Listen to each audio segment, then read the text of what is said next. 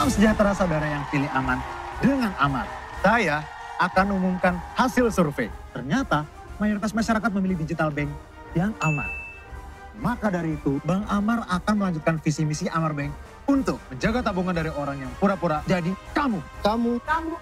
Minta kode OTP, provokasi promo payday, serta investasi bodong. Bersama kita jaga tabungan. Kita aman dengan Amar. Amar Bank untuk Indonesia.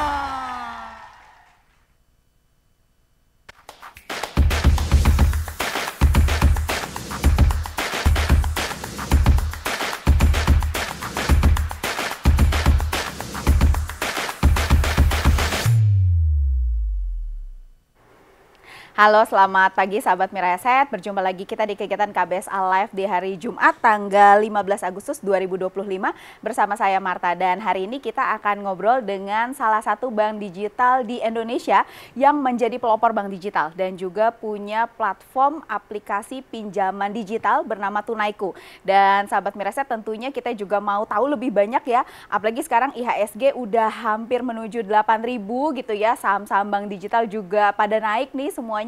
Peluangnya seperti apa sih tahun ini, tantangannya juga seperti apa. Dan di studio Miraset kita sudah kedatangan Bapak David Wirawan selaku Eksekutif Vice President Finance dari PT Bank Amar Tbk. Selamat pagi Pak David. Pagi Bu. Apa kabar Pak? Baik Bu. Wah, terima kasih nih sebelumnya. Wah, kita tadi udah ngobrol banyak nih sahabat Miraset dan kita juga sekarang mau menyampaikannya ke sahabat Miraset. Pak, kita langsung ngobrol terkait dengan Tunaiku ya. Jadi perseroan tuh punya platform pinjaman digital Tunaiku. Mungkin boleh disampaikan Pak, di tengah begitu banyak nih Pak aplikasi pinjaman ya, pinjaman online, pinjaman digital gitu ya. Apa sih keunggulan Tunaiku? Oke. Mungkin saya klarifikasi dulu. Jadi kalau kita ini agak berbeda dengan pinjol atau fintech-fintech yang ada di pasaran. Karena Tunaiku ini adalah sebuah platform yang terregulasi. Kita under OJK, under bank. Jadi beda dengan yang kalau kita kan pinjol ilegal. Nah, apa sih kelebihan kita dari Tunaiku ini? Kita menawarkan solusi yang lebih panjang dengan tiket size yang lebih besar. Dan juga dengan mekanisme atau cara yang lebih mudah. Kita tidak diperlukan adanya dokumen yang banyak dan juga semuanya secara online. Jadi nasabah tidak perlu datang kepada kantor kami dan nasabah pun dengan hanya menggunakan di handphone saja, genggaman tangan, mereka bisa mendapatkan pinjaman untuk melanjutkan hidup mereka. Dan juga untuk memenuhi kebutuhan-kebutuhan mereka. Oke. Nah, kalau saya baca sekilas ya, Pak, segmennya tuh utamanya adalah UMKM gitu ya. Nah, itu kenapa menyasar segmen UMKM gitu Pak? Seperti kita tahu kan kalau di data GDP Indonesia itu kan banyak dipegang oleh UMKM. Dan kita ngelihat data pun mengatakan bahwa sangat banyak financing gap, belum banyak institusi perbankan atau mungkin financial institution yang legit yang meng-tap segmen MSME ini. Jadi kita berinisiasi bagaimana dengan kemampuan teknologi kita bisa menyasar segmen ini. Jadi memang kita melihat marketnya sangat besar dan ini merupakan hal yang bisa kita lakukan untuk membantu ekonomi Indonesia. Oke, nah kalau boleh tahu Pak, secara total nasabah nih yang sudah pinjam lewat aplikasi Tunaiku tuh sudah berapa banyak pinjamannya juga mungkin boleh disampaikan size-nya berapa? Oke, kalau sejak kita mulai dari 2014 sampai sekarang, total kita sudah hampir 17 triliun pinjaman yang kita cairkan. Dan itu kalau kita lihat secara unik, sudah lebih dari 1 juta customer yang telah kita layani sampai sekarang. Baik. Berarti sudah cukup banyak begitu ya. Nah, sebenarnya kalau dari sisi bisnis, Bank Amar sendiri itu memang mayoritas itu ada di Tunaiku begitu ya Pak? Sekarang iya, tapi memang kita senamanya strategi bank, kita berevolusi. Dari awalnya kita punya single core yaitu Tunaiku, yang kita develop dari 2012 sampai sekarang. Kita pun sekarang juga berusaha untuk membuat core yang lainnya. Gitu, dari sisi corporate komersial. Kita pun juga berusaha mengimbangi segmen, tidak hanya segmen UMKM yang kita layani, kita pun juga berusaha melayani segmen-segmen perbankan, segmen-segmen korporasi ingin kita bantu. Dan dengan kemampuan teknologi ini kita harapnya adalah kita bisa membantu melayani segmen korporasi yang belum terlayani sebelumnya. Oke, baik. Nah, menarik nih Pak, kalau kita bilang bahwa saat ini kan Tunaiku itu punya porsi sekitar 80% ya di total pinjaman, total kreditnya di Bank Amar ini. Nah, itu ke depan apakah porsi ini akan lebih rendah atau seperti apa idealnya ingin dicapai oleh perseroan? Kalau kita lihat secara komposisi pada laporan keuangan, tentunya dengan kita men-shift segmen, kita juga membuat core line yaitu dari sisi korporasi, tentunya secara persentase akan adanya pergeseran, di mana dari 80% akan berangsur menurun. Karena kita mengetahui korporasi itu size-nya sekali pinjaman sangat besar. Tapi secara internal, target pertumbuhan Tunaiku ini tetap akan kita lakukan. Kita akan bertumbuh secara moderat, 20-30% setiap tahunnya kita targetkan adanya pertumbuhan tersebut. Oke, baik. Wah, berarti memang pertumbuhannya masih sangat, peluangnya artinya ya, dengan perseroan menargetkan segitu, berarti peluangnya masih sangat besar ya di sisi pinjaman digital ini. Pak, saya mau ngomong terkait dengan persaingan gitu ya. Tadi Bapak udah sampaikan, udah klarifikasi gitu ya, tapi kita nggak bisa memungkiri bahwa di luaran sana tuh masyarakat juga masih sangat banyak dijejali oleh pinjol-pinjol legal ataupun ilegal gitu ya. Kalau dari sisi perseroan Pak, sebenarnya persaingan secara umum di bisnis ini pinjaman digital tuh seperti apa sih? Kalau ditanya persaingan, kita melihatnya dari dua sisi. Yang pertama adalah sebenarnya kita bisa anggap persaingan itu sangat minim karena marketnya sangat besar. Indonesia terdiri dari 200 juta lebih penduduk dan sangat banyak mereka dari medium to low level yang belum terlayani oleh bank. Nah, dan di sisi lain dengan kehadirannya fintech, dengan kehadirannya pinjaman-pinjaman lain, sebenarnya secara tidak langsung juga sebenarnya membantu exposure pada Tunaiku itu sendiri. Karena ketika mereka mencari pinjaman online, pinjaman digital, nama Tunaiku akan muncul juga dalam search engine mereka. Sehingga indirectly mereka juga membantu traffic ke Tunaiku itu sendiri. Dan dari sisi lain, tentunya kita juga melihat bahwa persaingan itu tidak hanya selalu terkait dengan apa yang kita lakukan atau kompetitor lakukan. Tapi fokus kita adalah kita bagaimana melihat customer itu butuhnya apa sih? What actually they need, what actually they want. Dan itulah menjadi value dari internal kami, kita itu customer focus. Jadi seluruh karyawan di internal kita biasakan, kita membuat habit adalah mereka setiap minggu harus at least berbicara dengan customer. Untuk mengetahui sebenarnya apa sih yang mereka cari, apa sih sebenarnya mereka butuhkan. Sehingga perubahan-perubahan tersebut kita tahu dan kita coba adjust di aplikasi atau juga layanan yang kami berikan kepada nasabah. Seperti itu.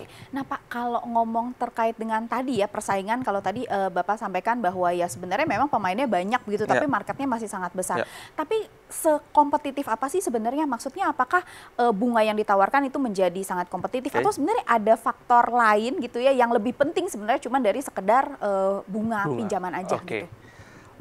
Kalau kita ngomong bunga, mungkin banyak juga yang sering bertanya karena pinjaman kalian mahal ya, pinjaman kalian sebenarnya lebih tinggi ya. Nah, jadi sebenarnya saya mau klarifikasi dulu. Yang pertama, segmen yang kita hadapi ini, segmen yang kita layani adalah segmen yang berbeda. Lebih ke segmen underserved, unserved, sehingga punya profil resiko yang lebih besar.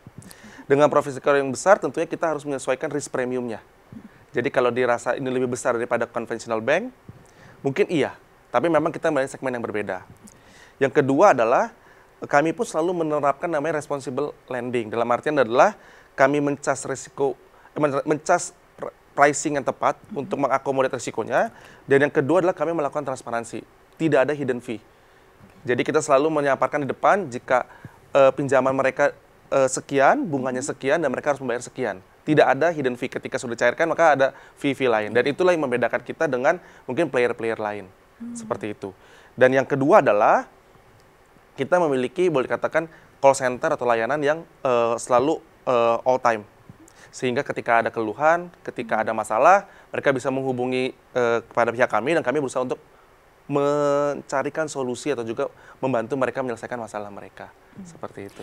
Nah, Pak, kalau kita ngomong terkait dengan pinjaman digital ya, kalau secara bisnis perbankan mungkin saya ngelihatnya adalah high risk, high return gitu ya. Mungkin seperti itu kalau dari sisi saya. Nah, berarti kan kalau dari sisi perseroan tentu saja dengan bunga yang tinggi tentu saja dari sisi resiko ada nih. Nah, salah satunya kan mungkin terkait dengan kolektibilitas ya, collectionnya. Nah, kalau dari sisi perseroan sendiri Pak, bagaimana memastikan bahwa atau enggak mungkin tingkat ideal collectionnya tuh berapa persen sih Pak sebenarnya kalau untuk pinjaman ini digital ini? Ini sama juga yang sering nggak bisa ditanyakan. Kalau ditanya, kok NPL Bank Amar relatif lebih tinggi dibandingkan industri? Betul. Selain karena memang segmen kita berbeda, kami pun di internal menilai bahwa risiko itu bukan hanya semata-mata NPL. Tapi apakah itu sejalan dengan apa yang sudah kita ekspektasikan? Jika sudah sesuai, maka tidak ada risiko. Oleh karena itu, bagaimana kita mengaturnya adalah kita membuat skema pertama internal menjadi mungkin saya bilang 3-4 faktor. Yang pertama dari sisi underwriting, kita selalu mengkalibrasi kita punya credit scoring. Credit scoring kita ini sudah dibentuk dari tahun 2014 sampai sekarang, melewati 10 tahun journey kondisi ekonomi, baik itu COVID ataupun hal-hal lainnya. Kita kalibrasi terus dan juga menambah data poin baru. Yang kedua dari sisi fraud juga, kita tahu bahwa Indonesia ini sangat banyak fraudnya tinggi. Kita pun juga membentuk tim bagaimana kita bisa mendeteksi fraud. Kita pun membentuk spesifik tim anti fraud untuk mencegah adanya tidak bayar karena adanya fraud. Yang ketiga, monitoring. Setelah loan dicairkan, kita pun juga melakukan monitoring secara digital. Boleh bilang kita alert, kita punya early warning, semua itu sudah kita setup secara real time dan juga monitoring. Jadi ketika kita first payment default, beberapa orang yang tidak bayar itu meninggi, sudah akan ada alert. Dan kita juga sudah membuat cadence, membuat governance bagaimana apa sih yang kita lakukan. Apakah kita harus tutup skor atau kita harus meningkatkan collections kita sudah langsung punya caranya mainnya. Dan terakhir adalah collections, karena memang orang Indonesia ini tidak bisa saya pungkiri bahwa mereka perlu diingatkan, baik melalui pop-up di handphone mereka ataupun melalui call. Jadi itulah yang membuat full end-to-end kita adalah memang juga kita bergerak ke sisi bagaimana menjaga risiko dan tentunya juga membukukan profit di buku kita. Nah Pak, kalau secara target nih Pak untuk collection sendiri, mungkin dari sisi personal ada target nggak sih Pak dari angka berapa ke berapa begitu? Jadi ya berarti kan ya sebenarnya semua perusahaan ingin untung, ingin menjadi lebih baik kan. Nah itu kalau dari sisi personal targetnya seperti apa? Jadi targetnya ini akan dinamis, tergantung bagaimana kita seberapa besar skor atau seberapa besar segmen yang kita layani. Karena setiap skor itu memberikan hasil berapa sih probability default dari setiap skor tersebut. Jadi ketika kita very tight, maka target yang diberikan collection pun juga akan tight, karena mengikuti berapa besar skor yang kita buka. Tapi ketika skor yang kita buka lebih banyak, karena kita ingin meng-capture lebih banyak nasabah yang dilayani, maka targetnya dari collection pun kita sesuaikan. Karena parameter yang kita lihat adalah ketika kita sudah cairkan, berapa ekspektasi defaultnya tersebut, apakah sudah sesuai atau tidak, dan itu akan diturunkan menjadi angka-angka dari target collection kita. Oh oke, baik. Nah mungkin saya mengubah sedikit pertanyaannya nih Pak. Kalau disuruh memilih nih Pak, antara misalnya profitabilitas dan tadi resiko, berarti perseroan akan lebih mengutamakan yang mana? Keduanya, karena berarti di skor imbang 50-50 nih Pak. Jadi kayak saya bilang tadi, kalau kita membuka skor lebih banyak, maka kita akan juga menyesuaikan pricingnya. Jadi memang secara internal pun kita melakukan risk-based pricing untuk customer-customer dengan skor yang baik, mereka akan mendapatkan pricing yang lebih murah, relatif lebih murah. Kalau mereka dari skor yang bawah, mereka akan mendapatkan skor yang lebih mahal. Ini akan align dengan yang saya sampaikan tadi adalah responsible lending, di mana kita memberikan reasonable pricing, sehingga harapannya adalah apapun yang kita berikan itu berguna, itu akan win-win bagi kedua belah pihak. Dari sisi nasabah mereka membutuhkan pinjaman dan mereka bisa afford untuk mengembangkan pembayaran dan untuk memenuhi kebutuhan mereka. Dari sisi bank pun juga mereka menjaga NPL dan juga menjaga profitabilitas mereka. Seperti itu. Nah kalau misalnya sudah tidak tertagih gitu ya Pak, kalau dari sisi perseroan kira-kira berapa persen sih Pak sebenarnya yang masih ada kemungkinan untuk bisa kembali ke perseroan? Kalau kita menjaga pasti pertama adalah pagu kita adalah rasio NPL yang dimandatkan oleh OJK. Di OJK di mana NPL net tidak boleh lebih dari 5%. Itu adalah pagu kita selalu menjaga jangan sampai kita menyentuh 5%. Bahkan sekarang kita rata-rata hanya di 1%-an. Jadi memang kita sangat menjaga prudent. NPL netnya yang dijaga ya Pak.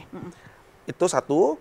Dan kedua adalah kita pun selalu mungkin ini juga salah satu yang kita juga sudah robust di sisi collections kita adalah untuk nasabah-nasabah yang sudah lebih dari 80 hari DPD, itu pun kita masih bisa dapat 20-25% recovery. Itu kalau kita cek ke industri ini adalah rasio yang cukup tinggi. Namun ini memang adalah hasil kita juga belajar di 10 tahun terakhir. Jadi kalau kita lihat mungkin collections di beberapa tempat, kita tidak mereka melakukan secara brute force. Adalah, bagi berbakat, human datang. Kolektor data atau telepon. Kalau kita kombinasi dari sistem dan juga human. Jadi sistem di sini adalah, kita misalnya satu kolektor diberikan, hari ini harus telepon 10 nasabah, mereka harus type nomornya. Kita sudah implement auto dialer. Jadi ketika mereka selesai call, mereka tidak perlu type, akan langsung ada call berikutnya lagi. Jadi kita menjaga efisiensinya, dan kedua bahkan kita menciptakan, karena kita kuat di data, kita pun menciptakan scoring untuk collection tersendiri. Jadi saya ambil contoh analogi mungkin lebih jelas adalah, dari 100 orang tadi, saya tahu nih karakter orang yang kita tidak perlu tagih sekarang, tidak perlu kita telepon sekarang, karena memang mereka menunggu gajian di tanggal 25 untuk bayar. Jadi saya benar-benar bisa mengefisiensikan kolektor ini, teleponlah yang memang secara resiko lebih tinggi. Karena by default orang-orang yang low risk di sini by tanggal 25 akan bayar. Jadi Nunggu kita cash sudah flow aja ya, Pak? Iya. Jadi kita sudah membuat scoring itu juga. Jadi memang kita membuat itu efisien, lebih fokus mana yang high risk ini kita kejar untuk kita tagihkan lagi. Begitu. Oke, baik. Berarti memang perseroan punya keunggulan khususnya karena pengalaman sudah lebih dari 10 tahun ya, Ya, Pak. ya. Udah banyak belajar Yes. di berbagai situasi ya, Pak. Nah, Pak, kalau melihat bahwa sebenarnya kalau dari sisi permintaan ya, Pak, kalau tadi kita ngomong terkait dengan collection, kalau dari sisi permintaan, Pak, kan memang kita tahu ya sama-sama sekarang kan kondisi ekonomi lagi lesu Ya. nih, Pak. Sebenarnya kalau dari sisi permintaan ada penurunan nggak sih, Pak? Atau sebenarnya tetap banyak banget di luar sana orang yang masih butuh uang ini, pinjaman? Permintaan kalau kita lihat justru relatively stable bahkan meningkat. Kalau per sekarang run rate kita per hari itu 10.000 sampai 11.000 applicant Yang masuk. masuk setiap harinya. Jadi sebulan itu 300.000 lebih kita terima. Bahkan terakhir saya lihat sudah hampir 350.000 per bulannya. Jadi memang demand semakin meningkat, gitu. Semakin meningkat baik itu dari new customer maupun juga repeat customer kita. Karena dari nasabah-nasabah yang sudah lunas di kita, hampir 90% mereka kembali lagi ke kita. Gitu. Jadi memang kita selalu menjaga nasabah-nasabah repeat kita dan juga terus mencari nasabah-nasabah baru. Dan sebagai tambah informasi, 85% lebih, masih 85%, pinjaman kita tuh masih terkonsentrasi di Jabodetabek. Oh, oke. Sedangkan 10%-nya itu di East Java, sisanya itu kota-kota yang lainnya. Jadi memang room kita untuk bertumbuh masih sangat besar karena masih banyak kota-kota besar lainnya yang belum kita fokuskan. Oke, baik-baik, Pak.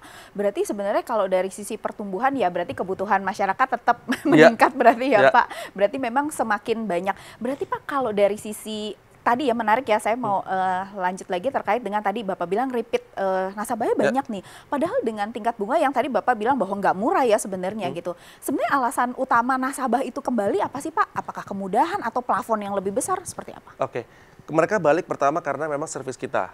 Service kita bahkan ketika mereka ingin mengajukan pinjaman kembali, mereka hanya cukup melakukan one click. Kita internally menyebutnya one click repeat. Hanya dengan one click mereka bisa akan pinjam kembali, bisa pinjam kembali dan dana akan masuk ke rekening mereka. Yang kedua memang kita juga memberikan better offer juga karena kalau mereka sudah repeat pinjamannya bunganya akan lebih rendah. Ketiga dengan mereka juga repeat plafon mereka pun bisa makin meningkat. Dan juga kita sesuaikan dengan kemampuan mereka karena kita juga menaikkan installment period mereka dari yang awalnya mungkin sekitar 12, 13 bisa mereka tambahkan sampai dengan 30 bulan. Jadi inilah yang mereka senangi dari kita di sisi kenyamanan dan juga kemudahan untuk mendapatkan pinjaman kembali. Oke, baik Pak. Nah sekarang sahabat Miraset kita mau lanjut terkait dengan kinerja keuangan gini ya. Karena menarik juga nih ngomongnya terkait dengan Amar karena memang kalau kita lihat mulai dari tahun 2023 ya Pak ini udah konsisten untung sampai dengan per kinerja kemarin gitu ya. Mungkin saya mau tanya dulu yang saya highlight beberapa yang menarik nih Pak. Dari sisi pinjaman, Perseroan punya pinjaman 3,5 triliun. Tapi dari sisi dana pihak ketiga 1,7 triliun. Walaupun kelihatannya DPK-nya kecil, tapi kalau secara tahunan kita lihat sebenarnya lonjakan DPK-nya luar biasa. Di tengah perbankan yang sekarang saat ini susah banget nyari DPK. Strateginya Pak? Jadi kenapa ini ada lonjakan? Karena memang sampai dengan 2022 kita memang kedapat suntikan modal dari pemegang saham sehingga menjadikan modal kita 3 triliun. Sehingga memang kalau ditanya sampai dengan fokus tahun lalu, DPK belum terlalu menjadi fokus kita. Karena kita bagaimana mendeploy menggunakan dana ekuitas ini untuk ke aset produktif, ke kredit. Nah, mulai tahun ini kita mulai memfokuskan untuk meningkatkan DPK kita supaya kita bisa bertumbuh lebih besar lagi. Nah, strateginya mungkin kita bagi dua. Selain tadi ada aplikasi Tunaiku, kita ada aplikasi lain namanya Amar Bank Digital. Ini adalah aplikasi untuk menabung, di mana fitur-fitur yang kita bentuk ini memang untuk membuat habit dari nasabah untuk menabung. Baik itu jika ada nasabah yang suka dengan rate yang lebih tinggi, kita provide bunga sampai dengan 9% untuk tenor 3 tahun. Tapi kalau mereka lebih suka fleksibilitas, kita punya fitur namanya celengan. Mereka bisa membedakan untuk uang sekolah, untuk harian. Nah, dan juga mungkin terakhir inovasi kita adalah kita sebut berangkas. Ini juga kita dapatkan dari hasil ngobrol kita dengan customer. Mereka mengatakan bahwa seringkali kami sudah menyisihkan dana di satu bank untuk emergensi. Tapi ketika kita butuh uang emergensi, dananya tidak ada. Karena mereka tertempted, mereka konsumtif untuk membeli karena ada diskon. Jadi mereka mengambil dana dari dana darurat diambil ya Pak. Untuk melakukan belanja. Nah, justru kita membuat inovasi namanya berangkas. Jadi ketika mereka memasukkan dana ke berangkas ini, kita memberikan proteksi berlayer. AI juga dalam konteks itu, sehingga tidak bisa dana ini keluar dengan mudah. Mungkin akan sounds, itu kan tabungan saya, kenapa sangat sulit diambil gitu diambil. ya. Tapi memang kita secara konsius membuat di sini adalah untuk membantu nasabah menyelesaikan pain-pain mereka. Mereka butuh dana darurat ketika dibutuhkan. Benar-benar darurat gitu ya, Pak ya. Dan kedua, di era teknologi yang makin maju ini, mereka tidak akan bisa kehilangan dana mereka karena adanya fraud atau scam atau phishing. Jadi kalau misalkan ibu kehilangan dompet ibu, kehilangan aplikasi ibu, handphone ibu, dan ibu tetap aman. Karena ketika mereka ingin mengeluarkan dananya, kita akan lakukan namanya video call, Bu. Kami akan mengkonfirm ibu apakah benar ibu adalah orang yang tepat, dan juga apakah ibu benar dalam urgensi. Dan bahkan ini kita sudah develop AI yang akan terus kita train untuk berkomunikasi dengan ibu. Gitu. Jadi memang inilah cara kita untuk mengumpulkan dana secara digital. Di sisi lain kita pun sebagai bank kita juga punya masih still yang namanya kita menggunakan RM. Karena memang high net worth individual, asset management, corporate tentu mereka lebih senang dengan yang namanya personal touch. Jadi memang kita juga punya tim funding yang kuat untuk mencari dana dari sisi high net worth dan juga perusahaan-perusahaan termasuk aset management. Oke, baik-baik. Berarti tadi ya memang dijalankannya sejalan gitu ya di digital di satu sisi, tapi tetap di personal touch itu juga perlu gitu ya. Nah Pak, kalau untuk sampai dengan akhir tahun nih Pak, kalau dari sisi kinerja kan saya melihat kita mencatat bahwa laba perseroan sudah 118 miliar ya, udah naik gitu ya, cukup udah naik double digit ya dibandingkan dengan perbankan pada umumnya. Target tahun ini itu apa aja Pak? Target yang pasti dari sisi penyaluran kredit kita maunya naik double digit, jadi mungkin lebih tinggi. Apalagi kalau kita lihat sekarang data terakhir cuma tumbuh sekitar 7%-an industri. Ya, secara industri kita tetap mau kejar 2 digit, kita mau manfaatkan untung, dan harapannya dengan kita menjaga NPL yang lebih baik, harusnya profitnya juga terrefleksi ada peningkatan double digit di akhir tahun. Oke, baik-baik. Berarti kalau tadi ngomongin terkait dengan target Pak, sebenarnya berarti bukan cuma target tahun ini, tahun ke depan pun juga perseroan akan tetap melihat pertumbuhan kredit itu akan terus double digit berarti ya Pak? Oke, kita menargetkan moderate 20-30% growth setiap tahunnya. Oke, baik-baik. Pak, kalau ini terkait dengan kinerja perseroan gitu ya, karena kalau melihat bahwa memang laba di satu sisi tadi tuh pertumbuhannya cukup baik gitu, tapi kita juga masih melihat bahwa CKPN ini masih cukup besar gitu ya, dibandingkan dengan maksudnya lebih kecil memang daripada pendapatan, tapi kita bilang porsinya cukup besar lah di bukunya perseroan. Ada upaya tertentu nggak Pak untuk ngurangin CKPN ini? Oke. Tadi mungkin saya melanjutkan yang sebelumnya, memang kita berusaha untuk selalu melayani segmen yang underserved. Ya, mereka datang dengan profil resiko berbeda, dan kita berusaha melayani mereka, dan tentunya ini akan terefleksi di CKPN yang lebih besar. Yang kedua adalah memang secara internal kita melakukan juga yang namanya conservative approach, di mana untuk nasabah-nasabah yang sudah 90 DPD, kita melakukan 100% provision CKPN. Jadi memang secara internal pun kita juga secara konservatif membukukan CKPN. Jadi ketika ada apa-apa dengan nasabah-nasabah Tunaiku, kita pun sudah ready dengan CKPN-nya. Jadi itulah yang membuat mengapa saldo CKPN kita relatif lebih besar. Tapi kalau kita lihat juga, mungkin Ibu tadi juga sampaikan, mungkin high risk, high return. Jadi saya juga beberapa kali mencoba mengedukasi beberapa pihak, alangkah baiknya kalau kita melihatnya dari sisi rasio risk adjusted NIM. Karena ada yang mengatakan, bank mengatakan, kok Amar ini NIM-nya sangat tinggi. Ya, betul. NPL tinggi. Gimana kalau kita kombinasikan, kita mulai dengan risk adjusted NIM. Karena kalau kita melakukan risk adjusted NIM, sebenarnya relatively kita punya risk adjusted NIM cukup align dengan rata-rata risk adjusted NIM bank-bank pada umumnya. Jadi memang kita tidak mencas customer dengan high pricing, dan juga kita sangat prudent untuk menjaga risiko di internalnya bank. Seperti nah itu. Pak, kalau di net interest marginnya kan saya lihat ini di 23%. Berarti kalau risk adjusted NIM-nya berarti di? Sekitar 6-7%. Oh, oke. Gitu. Baik-baik. Ya itu pada umumnya lah ya, kita bisa lebih tinggi sedikit tapi ya masih make sense gitu ya. Oke, baik-baik Pak. Nah Pak, kalau kita melihat bahwa ke depan Pak, yang saya mau lebih tahu lebih banyak terkait yang tadi segmen korporasi yang disasar perseroan gitu. Karena kalau untuk Tunaiku sudah jelas sekali permintaan di luar sana bertebaran gitu ya. Bagaimana strategi perseroan gitu ya untuk meningkatkan segmen yang korporasi ini? Karena tentu saja korporasi itu kan risikonya lebih rendah dan tentu akan ngebantu at the end di NPL-nya perseroan gitu Pak. Mungkin kalau strategi saya bagi dua juga. Yang pertama dari sisi korporasi tentu kita sudah setup internally infrastrukturnya, baik itu orang, kebijakan, untuk kita bermain di segmen korporasi. Nah, itu akan ada dua sisi, kita bilateral, atau juga kita akan melakukan sindikasi.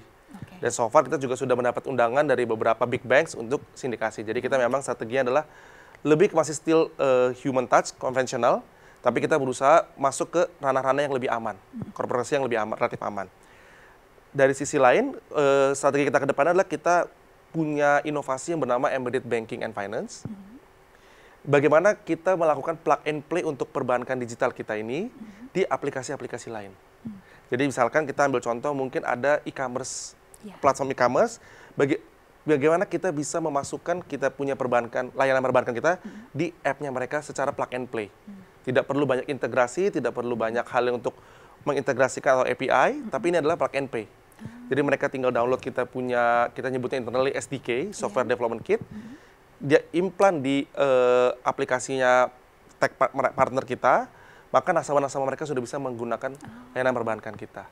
Dan itu sudah berjalan di beberapa partner. Sebagai contoh kita ada yang namanya Tokban, dia adalah e-commerce yang menghubungkan antara konstruktor dan juga penjual raw material, seperti semen, cat. Nah, jadi ketika mereka mengakses aplikasi ini untuk melakukan pembelian barang, mereka bisa mengakses juga layanan perbankan, baik itu melakukan peminjaman ataupun menabung. Ada juga fintech lain yang kita kerjasama, karena fintech itu tidak bisa menyediakan jasa QRIS. Tapi nasabah-nasabah mereka ketika dapat pinjaman, mereka butuh fitur QRIS. Untuk bayar. Iya, jadi kita meng-embed kita punya fitur QRIS di aplikasi fintech mereka. Jadi begitu banyak use case-nya, harapannya adalah dengan hal seperti ini, ekosistemnya terbentuk. Kita bekerja sama dengan banyak tech partner untuk membuat ekosistem, dan harapannya lebih banyak individual dan UMKM yang terlayani. Gitu. Oke, baik. Berarti akan tadi memperbesar ekosistemnya gitu ya. Oke, Pak. Nah, kalau kita lihat perseroan berarti Pak untuk dana pihak ketiga, mungkin saya balik sedikit, itu kira-kira tahun depan nih Pak, kalau melihat tahun ini kan pertumbuhannya luar biasa. Tahun depan dan ke depan lagi Pak, kira-kira apakah akan melihat pertumbuhan yang masih akan tetap luar biasa nih seperti sekarang? Tetap kita pasti akan bertumbuh double digit lagi untuk mengimbangi pertumbuhan dari kredit kita. Jadi kalau kredit kita bertumbuh, tentunya pasti kita harus membuat DPK ini bertumbuh. Dan dengan kita masuk ke segmen korporasi, harapannya funding dari sisi korporasi ini pun juga akan mulai terdongkrak di tahun-tahun mendatang. Oke, gitu. Nah Pak, ini pertanyaan terakhir Pak. Saat ini perseroan berarti ada di buku 2. Kita sekarang istilahnya KBMI 1. KBMI 1 gitu ya. Ada rencana nggak sih Pak untuk naik lagi ke buku berikutnya, buku 2 berarti KBMI? So far kita belum ada rencana, karena memang tadi kita bilang kita baru selesai dilakukan capital injection di 2022, dan rasio CAR kita masih sangat besar, di 100% lebih, padahal kalau industri mungkin sekitar 20%. Jadi bagaimana kita berupaya untuk terus meningkatkan buku kita, meningkatkan penyaluran dana kita, sehingga buku kita ini lebih ter-leverage. Dan untuk terus membangun kepercayaan daripada publik, kita pun justru sekarang membangun. Jadi ketika kita ada kebutuhan untuk meningkatkan modal, harapannya adalah publik atau investor-investor tertarik dengan kita. Kita pun secara konsisten mulai dari tahun lalu, dari buku 2023, kita rutin membagikan dividen. Dan kita pun juga baru saja melakukan KI untuk melakukan interim dividen. Nanti di akhir Agustus ini akan ada dividen kembali untuk buku Q2. Jadi itu yang kita bangun kepercayaan daripada publik.